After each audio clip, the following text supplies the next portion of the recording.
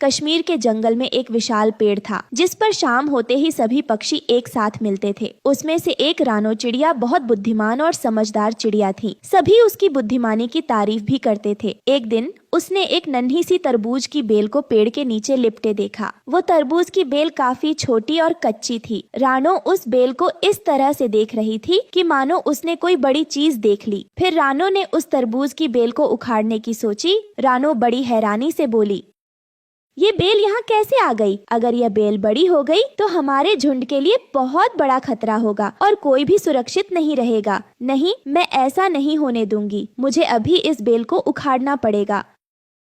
फिर रानो चिड़िया अपनी चोंच से उस बेल को उखाड़ने की कोशिश करती है। यह बेल तो उखड़ ही नहीं रही। अब मैं क्या करूं? एक काम करती हूँ, बाकी दोस्तों को भी बुलाकर लाती हूँ। फिर रानो चिड़िया आवाज लगाकर अपने झुंड के सभी पक्षियों को पेड़ के नीचे बुला लेती है। क्या हुआ रानो, तुमने हम सबको नीचे क्यों बुलाया है? हाँ रानो, क्या बात है जो हम सबको एक साथ बुलाया है? ये देखो इस बेल को, हमें इसे उखाड़ना पड़ेगा। कैसी पागलों जैसी बातें कर रही हो रानो चिड़िया? आखिर इस छोटी सी बेल से तुम्हें क्या दिक्कत है? हाँ रानो, इस नन्ही सी बेल को तुम क्यों उखाड़ना चाहती हो? अगर इस बेल को अभी नहीं उखाड़ा तो ये हमारे जान पर बनाएगी। यह हमारे लिए खतरनाक हो सकती है। ये नन्ही सी बेल हमारी क्या जान लेगी? लगता है रानो ज्यादा सोच कर पागल होती जा रही है। आखिर ये नन्ही बेल हमारा क्या बिगाड़ पाएगी? हमें इस बेल से कोई दिक्कत नहीं है। रानो, और तुम भी ज्यादा मत सोचो, कुछ भी नहीं होगा। इस तरह सभी पक्षी रानो पर हंसने लग जाते हैं और सभी पेड़ के ऊपर चले जाते हैं। छोड़ो रानो, रहने दो, कोई तुम्हारी बात नहीं सुनेगा। चलो यहाँ से चलते हैं। कुछ दिनों में धीरे धीरे वो बेल बढ़ती जाती है और उस पर बड़े बड़े तरबूज लग जाते हैं। वो तरबूज की बेल पेड़ को पूरी तरह से जकड़ लेती है और सभी पक्षियों का उस पेड़ पर आना जाना लगा रहता था। यह सुंदर सी बेल हमारे लिए आखिर कैसे खतरा हो सकती है? बहुत सुंदर है ना ये बेल, और इस पर कितने अच्छे तरबूज लगे हैं। हाँ हरिया तोता, तुम सोच रहे होगे कि यह सुंदर सी तरबूज की बेल हमें कैसे नुकसान कर सकती है। हाँ रानो, मुझे अभी भी समझ नहीं आ रहा है, आखिर ये तरबूज की बेल हमारे लिए कैसे खतरा बन सकती है। हरिया, समझने के लिए एक पल ही काफी होता है। आज या कल तुम समझ ही जाओगे। दूसरी तरफ सुनो दोस्तों, तुम्हें नहीं लगता रानो का दिमाग कुछ ज्यादा ही चल रहा है? हाँ कालू, बात तो तुमने सही कही। देखो तो आते ही हरिया तोता को अपना ज्ञान बांटना शुरू कर दिया। छोड़ो कालू, चलो, हमें अपने घर भी तो जाना है। फिर वो सभी अपने घर के लिए निकलने लगते हैं। तभी कालू को झाड़ियाँ हिलते दिखती है। चलो कालू चले, वहाँ क्या देख रहे हो? फिर वो सभी वहाँ से चले जाते हैं। तभी उस झाड़ी से एक शिकारी बाहर निकलता है। वह बाल बाल बच गया। अगर वो कौवा मुझे देख लेता तो बहुत बड़ी समस्या हो जाती। अब जल्दी से जाल लेकर आता हूँ और उस पेड़ पर बिछा देता हूँ। शिकारी अपना जाल लेकर आता है और पेड़ के नीचे आकर खड़ा हो जाता है। ओए ओए, कितना बड़ा पेड़ है। चलो अच्छा है, इस पेड़ पर चढ़ने के लिए ये तरबूज की बेल भी है। अब जल्दी से इस पेड़ पर चढ़ता हूँ और जाल बिछा देता हूँ। फिर शिकारी तरबूज की बेल की सहायता से पेड़ पर चढ़ता है और जाल बिछा देता है। अरे कालू, वो देखो, रानो अकेले पीछे क्यों उड़ रही है? अरे ध्यान से देखो, वो अकेले नहीं है, साथ में उसका चेला भी है। मुझे लगता है किसी दिन हमारे झुंड को ज्ञानियों का झुंड बोलने लगेंगे। ये कहकर वो सब पक्षी हंसने लगते हैं। तुम उन्हें कुछ कहते क्यों नहीं? जब भी देखो हर कोई तुम्हारा मजाक ही उड़ाता रहता है। तुम इस झुंड की सबसे समझदार और बुद्धिमान चिड़िया हो। क्या तुम उन लोगों को कुछ नहीं बोलोगी? तुम्हें इस झुंड का नेतृत्व करना चाहिए। नहीं, मैं किसी को कुछ नहीं बोल सकती, न ही मैं इस झुंड का नेतृत्व कर सकती हूँ। कोई मेरी बात नहीं सुनेगा। अब तुम्हें ही इस झुंड का नेतृत्व करना चाहिए। तुम आगे जाओ। ठीक है रानो, जैसा तुम कहो।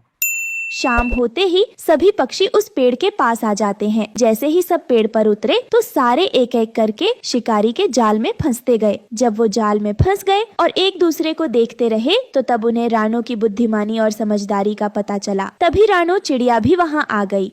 हे भगवान, अरे नहीं, ये क्या तुम सब ठीक तो हो ना? हम मूर्ख हैं रानो, हमें माफ कर दो। रानो, हमने तुम्हारे साथ बहुत गलत व्यवहार किया है। अब तुम माफी क्यों मांग रहे हो? यह सब तुम्हारी ही गलती है। अगर तुमने रानो चिड़िया की बात मान ली होती तो हम इस समस्या में नहीं फंसते। नहीं, हम इस समस्या में इस तरबूज की बेल के कारण आए हैं। इस तरह से सभी बहस करने लगते हैं। ठीक है, अब शांत हो जाओ। अब मुझे तुम्हें इस जाल से निकालने के लिए कुछ उपाय सोचने दो। रानो, हम सब मूर्ख हैं। हम तो माफी मांगने के लायक भी नहीं हैं। हम बहुत शर्मिंदा हैं रानो। अब इस संकट से निकलने का उपाय तुम ही हमें बता सकती हो। और सुनो रानो, आगे से हम सब तुम्हारी कोई भी बात नहीं टालेंगे। पर साथियों, मुझे भी कुछ समझ नहीं आ रहा। मैं क्या करूं? कैसे तुम सबको इस परेशानी से बाहर निकालूं? वो सब पक्षी बहुत परेशान थे। तभी उस बेल पर लगा तरबूज उन सब पक्षियों से कहता है, मेरी बात ध्यान से सुनो पक्षियों, तुम सब घबराओ मत। मैं तुम्हें इस परेशानी से बाहर निकाल सकता हूँ। सुनो पक्षियों, जब वो शिकारी आएगा तो तुम सब मरने का नाटक करना। शिकारी तुम्हें मुर्दा समझकर जाल से निकालकर पटकता जाएगा। वहाँ भी मुर्दों की तरह पड़े रहना। जैसे ही तुम सबको वो बाहर निकाल देगा तो मैं आवाज लगाऊंगा, तो तुम सब मेरी आवाज सुनते ही उड़ जाना। क्या तुम सब समझ गए? हाँ जादुई तरबूज, हम सब समझ गए। आपका बहुत बहुत शुक्रिया जो आप इतनी बड़ी परेशानी में हम सबकी मदद कर रहे हैं। फिर सुबह हो चुकी थी। सबको शिकारी के आने का इंतजार था और जब शिकारी आया तो पक्षियों को मरा देखकर हैरान हो गया, क्योंकि उन सभी पक्षियों ने वैसे ही किया जैसे उस जादुई तरबूज ने कहा था। अरे ये सब कैसे मर गए? अब मैं मरे हुए पक्षियों का क्या करूँगा? अब इन्हें फेंकने के अलावा मेरे पास कोई उपाय नहीं है। शिकारी ने जाल उतारा और सचमुच ही पक्षियों को मरा हुआ समझकर जमीन पर पटकता गया। आय हाय, मार दिया ने।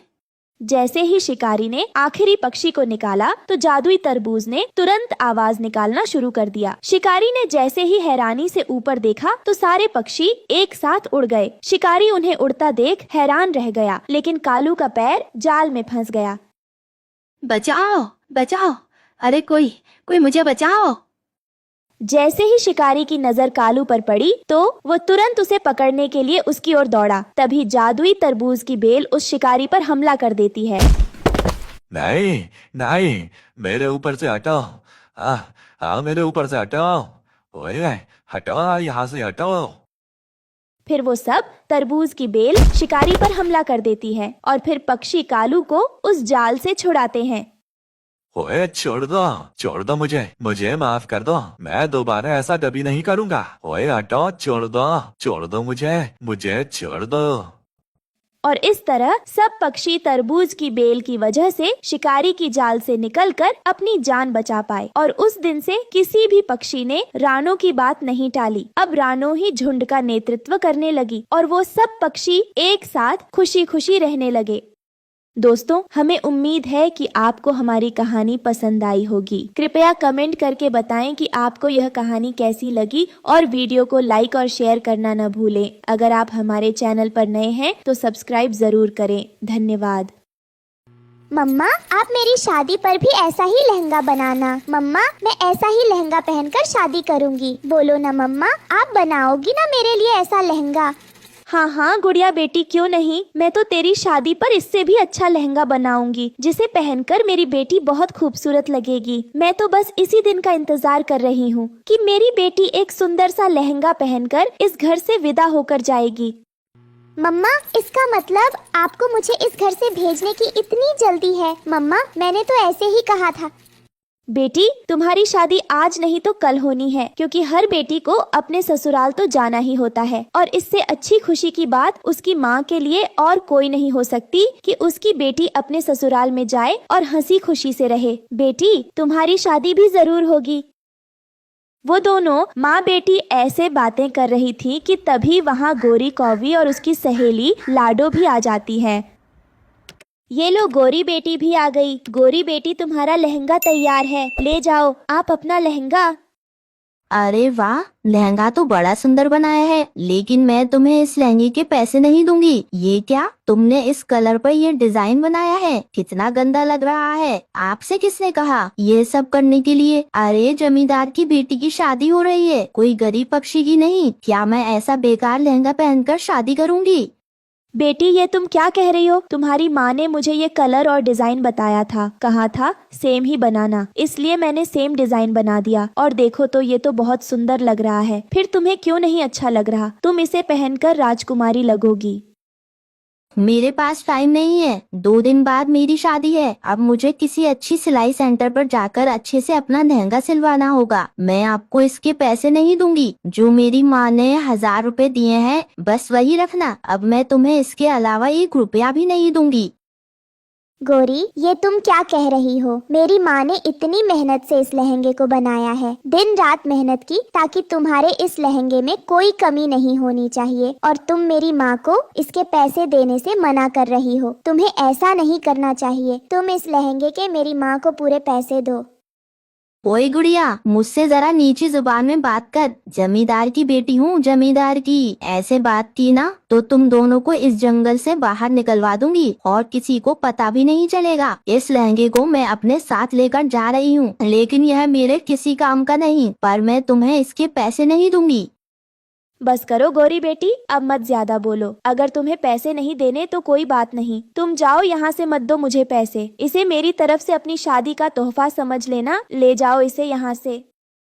गौरी कौवी अपनी सहेली के साथ वो लहंगा लेकर वहाँ से चली जाती है। तब रास्ते में गौरी की सहेली लाडो चिड़िया उससे कहती है, गौरी, ये लहंगा तो बहुत सुंदर है, फिर तुमने इस लहंगे के उन्हें पैसे क्यों नहीं दिए? और वैसे भी तुम्हारी माँ ने तो तुम्हें पैसे देकर भेजा था ना, फिर तुमने उसे क्यों नहीं दिए? उन्होंने कितनी मेहनत से बनाया है इस ब्राइडल लहंगे को। तुझे मेरे साथ होटल में खाना खाने जाना है या नहीं? तुझे पता है ना कि मेरी माँ कितनी कंजूस है। वो मुझे पैसे नहीं देती, इसलिए मैंने मौका देखकर फायदा उठा लिया। यह गरीब तो कुछ कर नहीं पाएगी, इसलिए मैंने उसे पैसे नहीं दिए। वैसे ये लहंगा तो बहुत सुंदर है। इतना सुंदर लहंगा तो मुझे बड़ी बड़ी दुकानों में भी नहीं मिलेगा। यह कहकर गौरी कौवी अपनी सहेली के साथ वहाँ से जाने लगती है। उसे तो जरा भी एहसास नहीं हो रहा था कि उसने उस गरीब के साथ कितना बड़ा धोखा किया है। उस बेचारी ने कितनी मेहनत की होगी, लेकिन उसने अपनी थोड़ी देर की खुशियों के लिए उसके पैसे नहीं दिए। वहीं दूसरी तरफ गुड़िया अपनी माँ से कहती है, माँ, आपने उस गौरी की बच्ची को यहाँ से ऐसे ही क्यों जाने दिया? गुड़िया बेटी, वो जमींदार की बेटी है। अगर वो अपने बाप से शिकायत कर देती तो उसका पिता हमें यहाँ से निकाल देता। फिर बेटी, हम कहाँ जाते? बेटी, वो अमीर है और हम गरीब, इसलिए हम उनसे लड़ाई नहीं कर सकते। गुड़िया चिड़िया को तो ये सब देखकर बिल्कुल भी अच्छा नहीं लगता कि उसकी माँ ने इतनी मेहनत की, फिर भी उन्हें 1 रुपया भी नहीं मिला। ऐसे ही कुछ दिन बीत जाते हैं और रानो की तबीयत खराब हो जाती है। उसके बाद भी वो एक ब्राइडल लहंगा सिलती है। माँ, आपकी तबीयत ठीक नहीं है, आप फिर भी ब्राइडल लहंगा सिल रही हो। माँ, आप रहने दीजिए, मैं हूँ ना, मैं कर दूंगी। बेटी, काफी दिनों से मेरी तबीयत ठीक नहीं है, इसलिए मुझे तो लगता है मेरे जाने का समय आ गया है। तो मैंने सोचा कि जाने से पहले तुम्हारे लिए एक ब्राइडल लहंगा बना दूं, जिसे तुम अपनी शादी में पहन लेना। मेरे पास एक साड़ी रखी थी और कुछ सामान भी, तो मैंने सोचा बना ही देती हूँ एक ब्राइडल लहंगा तुम्हारे लिए। कम से कम तुम उसे पहन तो लोगी। ऐसे ही कुछ दिन बीत जाते हैं और कड़ी मेहनत के बाद रानो चिड़िया वो ब्राइडल लहंगा बनाकर तैयार कर देती है, जिसे देखकर दोनों बहुत खुश थीं। देख गुड़िया बेटी, अब तेरे लिए यह ब्राइडल लहंगा बनकर तैयार हो गया है। तू इसे पहनकर बिल्कुल राजकुमारी लगेगी। गुड़िया भी अपने ब्राइडल लहंगे को देखकर बहुत खुश थी। फिर एक दिन रानो चिड़िया के घर के बाहर एक सफेद हिरनी आती है और वो रानो को आवाज लगाकर बाहर बुलाती है। चिड़िया, मैं बहुत दिनों से भूखी हूँ। मैंने सब पक्षियों से खाना मांगा, पर किसी ने मेरी मदद नहीं की। क्या तुम मेरी मदद कर सकती हो? अगर तुम्हारे पास भोजन है तो मुझे दे दो, तुम्हारा बहुत उपकार होगा मेरे ऊपर। कोई बात नहीं हिरनी, तुम परेशान मत हो, मैं तुम्हें अभी भोजन लाकर देती हूँ। फिर रानो चिड़िया के पास जितना भी भोजन बचा था वो हिरनी को लाकर दे देती है। हिरनी बहन, मुझे माफ करना, मेरे पास तुम्हें देने के लिए ज्यादा भोजन तो नहीं है। जितना भी भोजन घर में पड़ा था वो मैं आपके लिए ले आई। यह सुनकर वो हिरनी बहुत भावुक हो जाती है और रानो चिड़िया से कहती है, चिड़िया, मैं कोई मामूली हिरनी नहीं हूँ, बल्कि मैं जादुई हिरनी हूँ। मैं जंगल में जाकर पक्षियों की मदद करती हूँ, लेकिन मैं पहले उनकी परीक्षा लेती हूँ। जो परीक्षा में पास होता है, मैं उसी की मदद करती हूँ। तुम बहुत अच्छी हो। सुनो रानो, तुमने अपनी बेटी के लिए जो ब्राइडल लहंगा बनाया है, वो तुम मेरे पास लेकर आओ। ये सुनकर रानो चिड़िया ब्राइडल लहंगा ले आती है। फिर जादुई हिरनी उस ब्राइडल लहंगे में जादुई शक्तियाँ डाल देती है और कहती है, ये देखो रानो, अब ये जादुई ब्राइडल लहंगा हो गया है। मैंने इसमें जादुई शक्तियाँ डाल दी हैं। अब तुम इस ब्राइडल लहंगे से जो मांगोगी, वो यह तुम्हें दे देगा और तुम्हारी हर इच्छाओं को पूरा करेगा। अब तुम खुशी खुशी रह सकती हो। हिरनी जी, आपका बहुत बहुत धन्यवाद जो आपने मेरी इतनी मदद की। अब मैं जरूरतमंद पक्षियों की हमेशा मदद करती रहूंगी और खुद भी अच्छे से रहूंगी। फिर वो हिरनी वहाँ से चली जाती है। रानो घर के अंदर आकर अपनी बेटी को सारी बात बताती है और ये सुनकर वो भी बहुत खुश होती है। फिर रानो उस ब्राइडल लहंगे से भोजन मांगती है तो वहाँ भोजन आ जाता है। इस तरह रानो और गुड़िया उस जादुई ब्राइडल लहंगे के साथ खुशी खुशी रहने लगती है। दोस्तों, आपको हमारी आज की कहानी कैसी लगी? हमारी कहानी को लाइक करें, कमेंट करके अपनी राय हमें दें। आपके कमेंट और लाइक हमारे हौसले को बढ़ाते हैं। अगर आप हमारे चैनल पर नए आए हैं तो हमारे चैनल को सब्सक्राइब करना ना भूलें। आपका धन्यवाद। रानो चिड़िया अपनी बेटी के साथ अपने घोंसले में बैठी हुई थी। रानो चिड़िया बहुत गरीब थी और बारिशों का मौसम शुरू होने वाला था। रानो चिड़िया का घोंसला भी कई जगह से टूटा फूटा था। ऐसे में एक दिन हरी तोता उसके घर आता है। चिड़िया बहन, आप अभी तक यहाँ बैठे हो? जल्दी से मेरे साथ चलो। अरे भैया, हमें कहाँ जाना है? पहले मुझे बताओ तो सही। चिड़िया बहन, तुम्हें नहीं पता, जंगल के महाराज जी ने सभी पक्षियों को अपने महल में बुलाया है। अच्छा, तो ये बात है। तभी मैं कहूँ कि कालू और गोरी सुबह सुबह कहाँ जा रहे थे। रानो चिड़िया, आप जल्दी से चलिए, मैं तो पहले ही लेट हो चुका हूँ। हरी तोते की ये बात सुनकर रानो चिड़िया अपनी बेटी को उठाती है और महल की तरफ निकल जाती है। पक्षियों, हमने एक प्रतियोगिता रखी है और वो प्रतियोगिता मिट्टी का घर बनाने की है। जो भी पक्षी बहुत ही सुंदर और मजबूत मिट्टी का घर बनाएगा, उसे फसलों से भरा एक खेत दिया जाएगा।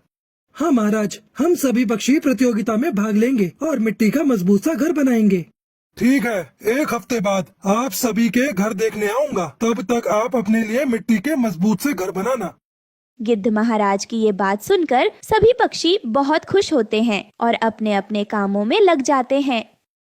महाराज जी, मुझे तो ये घर बनाने की प्रतियोगिता थोड़ी सी अजीब लगी है। हाँ सैनिक, तुमने एकदम ठीक ही समझा है। मैंने ये प्रतियोगिता इनाम जीतने के लिए नहीं रखी है, बल्कि मैं चाहता हूँ कि सभी पक्षियों के पास मजबूत सा मिट्टी का घर हो, ताकि बारिश के मौसम में वो सुरक्षित रह सकें। वाह महाराज जी, आपने क्या दिमाग लगाया है। अब जंगल के सभी पक्षी इनाम जीतने के लिए मिट्टी का घर बनाकर ही रहेंगे। बस कालू, बस थोड़ा सा आराम कर लेती हूँ, मैं बहुत थक गई हूँ। क्या गोरी, तुम्हें फसल से भरा खेत नहीं चाहिए जो तुमने इतनी जल्दी हार मान ली? चाहिए ना कालू जी, वो खेत तो मुझे ही चाहिए। अगर हम इनाम जीत गए तो हमारे बच्चों के बच्चों को भी अनाज की कोई परेशानी नहीं होगी। गोरी, ख्वाब तो इतने बड़े बड़े देख लिए, लेकिन अभी तक थोड़ी सी भी मिट्टी जमा नहीं की। अब जल्दी से उठ जाओ, नहीं तो सारी मिट्टी खत्म हो जाएगी। कालू जी, हम तो दो हैं और वो रानो चिड़िया और कबूतर तोता, वो सब अकेले अकेले हैं, तो सबसे पहले घर तो हमारा ही बनेगा। गोरी, तुम ये मत भूलो, रानो चिड़िया की एक बेटी है और कबूतर की पत्नी। कालू जी, उस चिड़िया की गुड़िया और उस कबूतर की पत्नी लूसी तो कोई काम करती नहीं, वो तो सारा दिन घर में पड़ी रहती है। ये कहकर वो दोनों मिट्टी लेने चले जाते हैं और इधर रानो चिड़िया की बेटी गुड़िया अपनी मम्मा के साथ जाने की जिद कर रही थी। नहीं बेटा, आप अपने दोस्तों के साथ खेलो, मैं खुद ही मिट्टी ले आऊंगी।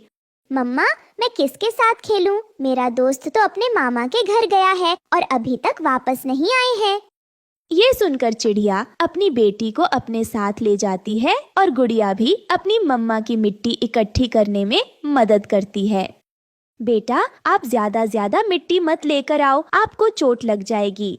शाम होने तक वो दोनों मिट्टी इकट्ठी कर लेते हैं और अपने घर ले आते हैं। उधर कालू और गौरी भी मिट्टी इकट्ठी करके घर ले आते हैं। गौरी, तुम बहुत बुरी हो, तुमने सारी मिट्टी मेरे ही सर पर रख दी और खुद तो खाली पंख हिलाकर आई हो। हाँ बस इतने में ही थक गए तुम। और उस चिड़िया को देखो, वो तो अकेली है, सारा काम खुद ही करती है, कुछ सीखो उससे। हाँ गोरी, सब कुछ मुझे ही सीखने की जरूरत है, बाकी आपको तो एमए की डिग्री मिली हुई है ना। अच्छा बस चलो, अब भोजन खाकर सो जाते हैं, घर बनाने का काम सुबह करेंगे। फिर कालू और गोरी भोजन खाकर सो जाते हैं और इधर रानो चिड़िया अपना घर बनाने में लगी हुई थी। मैं अभी से थोड़ा थोड़ा काम करना शुरू करूंगी, तभी मेरा घर बन पाएगा। ये कहकर चिड़िया अपना घर बनाने लगती है। वो रोजाना थोड़ी थोड़ी मिट्टी लाती और अपना घर बनाती। इसी तरह 1 हफ्ते का समय बीत जाता है और सभी पक्षी अपना अपना घर बना लेते हैं। चिड़िया, हम सभी पक्षियों ने मिट्टी से घर तो बना लिए, लेकिन ना जाने महाराज जी किसके घर को देखकर इनाम देंगे। बंटी भैया, महाराज इसका फैसला कल कर देंगे, आज क्यों परेशान होते हो? ठीक है चिड़िया, मैं चलता हूँ, मुझे घर में थोड़ा काम है। कबूतर वहाँ से चला जाता है। तभी उसकी नजर कालू और गोरी के घर पर पड़ती है। वो दोनों तो आपस में लड़ रहे थे। कालू जी, आपने ये कैसा घर बनाया है? ये तो अभी से कमजोर सा लग रहा है। मैं क्या करूं, मुझे जैसा घर बनाना आता था मैंने बना दिया। अगर तुम्हें इससे भी अच्छा घर बनाना आता है तो तुम खुद ही बना लो, मुझसे मत लड़ो। गोरी कौवी, घर बनाने में कालू की कोई गलती नहीं है। तुम दोनों ने बेकार मिट्टी से घर बनाया है, तो ये मजबूत कहाँ से बनेगा? इसलिए तुम तो इनाम लेने के बारे में भूल ही जाओ। ये कहकर कबूतर वहाँ से चला जाता है और गोरी कौवी को तो बहुत गुस्सा आ रहा था। कालू जी, अब हम घर दोबारा तो नहीं बना सकते और हम इस बेकार घर से इनाम तो कभी नहीं जीतेंगे, तो मैंने कुछ सोचा है। क्या गोरी, जल्दी बताओ, तुमने क्या सोचा है? कालू जी, चिड़िया को उसके घर से निकाल देते हैं और हम उसके घर में रहते हैं। तब महाराज जी सोचेंगे कि वो घर हमने बनाया है। हाँ गोरी, ये तो बिल्कुल सही आइडिया है। मैंने देखा है चिड़िया के घर को, उसने बहुत ही मजबूती से अपना घर बनाया है। परंतु हम रानू चिड़िया को घर से निकालेंगे कैसे? बस कालू जी, आप घर पर ही रहो, चिड़िया का इंतजाम तो मैं करके आती हूँ। ये कहकर गौरी कौवी चिड़िया के पास आती है और उसे कहती है, चिड़िया बहन, मेरा बेटा ना जाने अपने मामा के घर से कहाँ गुम हो गया है। कालू जी तो सुबह से ही मेरे बेटे को ढूंढने के लिए गए हैं, लेकिन अभी तक कोई भी खबर नहीं आई। गौरी बहन, आप परेशान मत हो, आपके बेटे को कुछ नहीं होगा। कालू भैया तुम्हारे बेटे को ढूंढ लाएंगे। चिड़िया बहन, अब मेरा घर में बिल्कुल भी मन नहीं लग रहा है, पर मुझे रात के अंधेरे में बाहर जाने में डर लग रहा है, इसलिए मैं तुम्हारे पास आई हूँ। तुम मेरे साथ मेरे बेटे को ढूंढने के लिए चलो। पर गौरी बहन, मैं अपनी बेटी को अकेला नहीं छोड़ सकती, वो अभी सो रही है। ना मत कीजिए चिड़िया बहन, मैं आपके पास बहुत ही उम्मीदों से आई हूँ, ये सोचकर कि आप मना नहीं करेंगी, इसलिए आप अपनी बेटी को अपने साथ लेकर चलिए। फिर रानो चिड़िया अपनी बेटी को भी अपने साथ लेकर चली जाती है। गौरी कौवी उन्हें जंगल से दूर ले जाती है और वो टूटे फूटे घर के पास आकर रुक जाती है।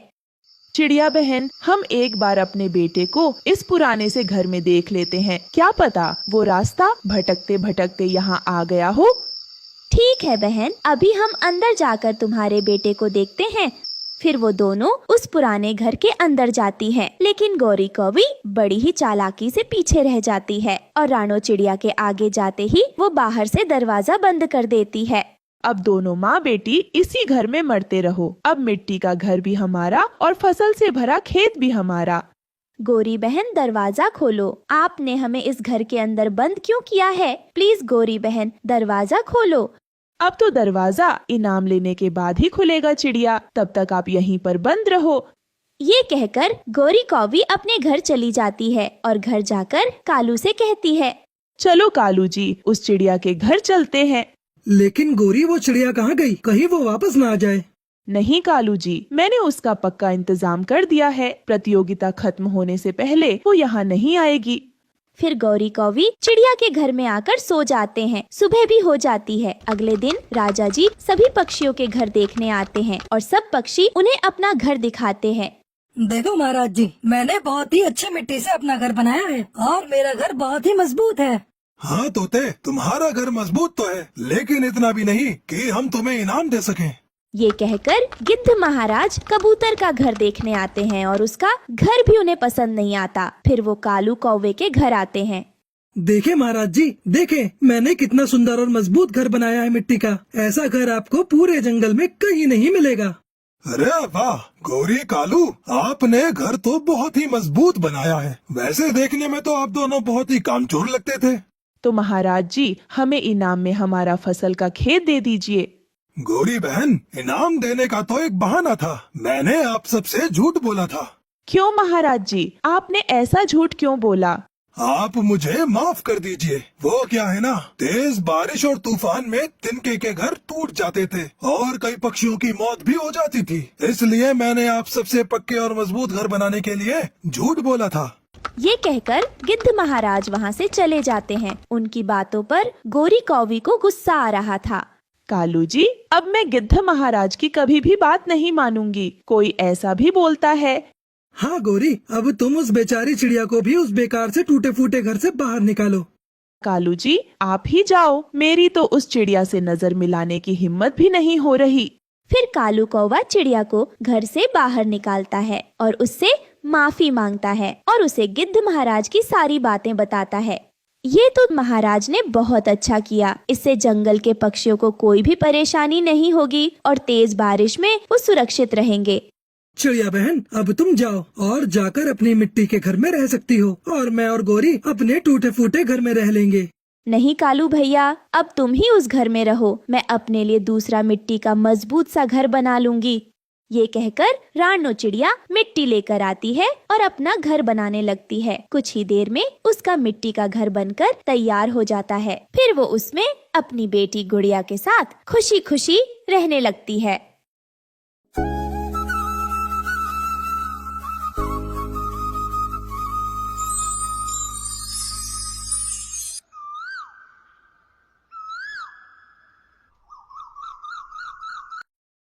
टुन्नू, अरे ओ टुन्नू, कहाँ मर गया है तू? अरे ये आप क्या कह रहे हैं सेठ जी? टुन्नू जी तो खेत में गए हैं। हाँ, खेतों में जाकर तो वो लौकी, परवल, मूली और करेले उगाता है। हाँ सेठ जी, उतनी ही जमीन है हमारे पास